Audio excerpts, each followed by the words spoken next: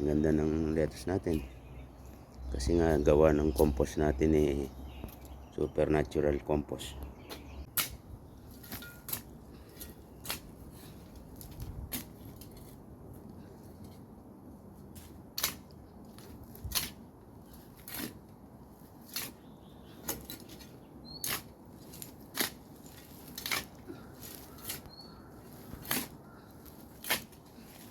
Dami na naman tayong dirt.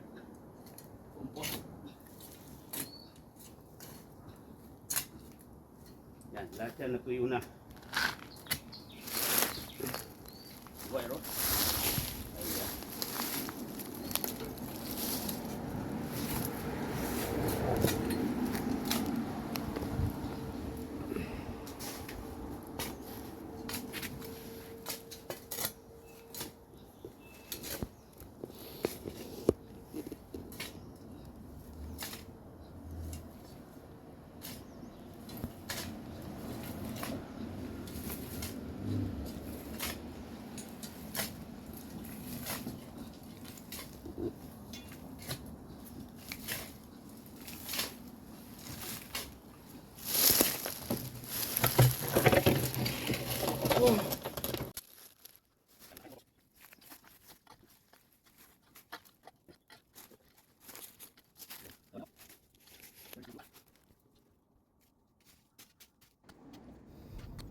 Nalusaw na yung mga dahon at maliliit na sanga dyan, kaya naging lupa na, naging compost.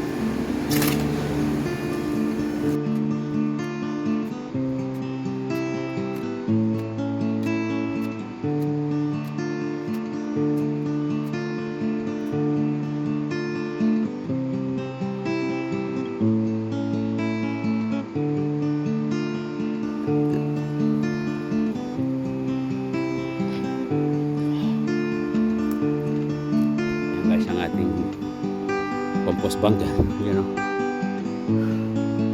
tapos dito unti-unti ko nang kuhain dito. Ano yan, ang daming pinagtalian ng scaffolding. Itong ano na to, plastic na to, nasamang nabaon dito. Ganun pa man, pagod na ang gagabay guys. Mamaya yung mga pananim natin, hindi naman sikreto yung pagtatanim na matataba yung mga ano natin, yung mga gulay. Gawa nga ito ng compost na to. So very rich and organic ang compost natin. Okay, mamaya tingnan natin yung mga tanim ko guys. Ito marami na kami na-harvest na talong na to. Pinagputulan na lang yan, pinutol ko yan, tapos ang ganda ng spong guys, taba, bunga, ang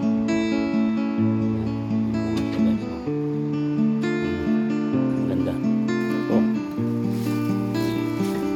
ganda ng taba, bunga yung mga yan.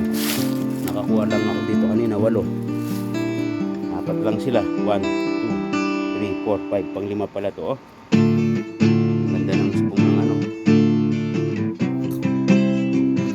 super taba ng radish. Nakalaman na guys yung radish natin, taba nila.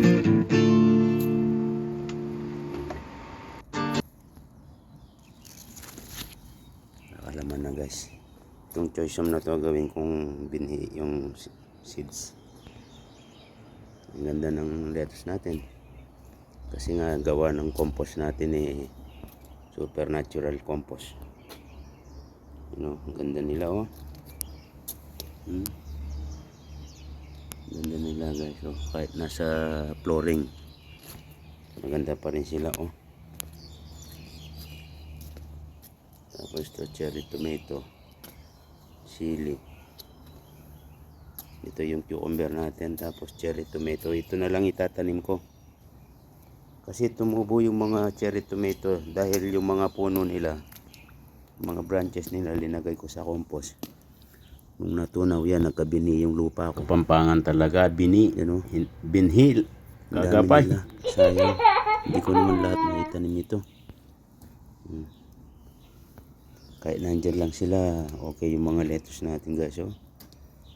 Nakaka ano ng kalooban, nakakasaya oh.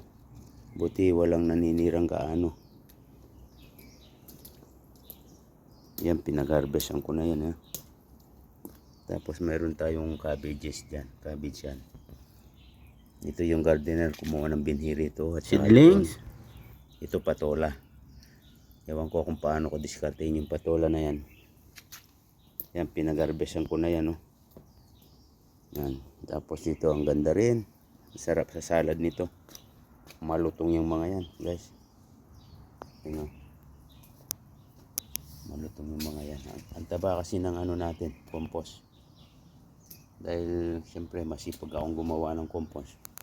Yung mga natutunaw na dahon. Yan, pinag-harvestan ko na rin ng pecha yan. Okay. Pag ano, ililipat ko na yung mga bago akong binhi, mga seedlings ko dyan. Yan, pinag-harvestan na yan. Okay. Mag-selfie muna ako sa scary true. You know. Thank you guys for watching. Bye for now.